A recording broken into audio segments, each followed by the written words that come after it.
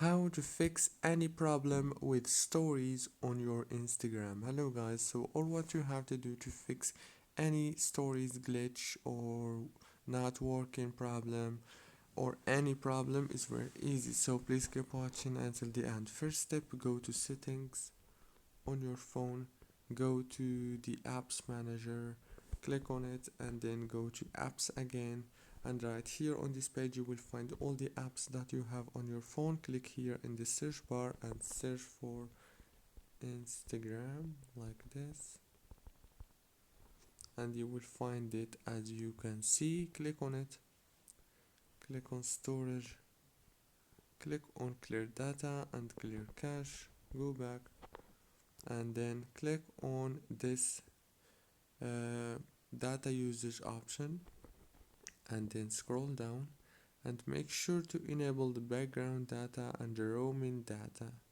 from here.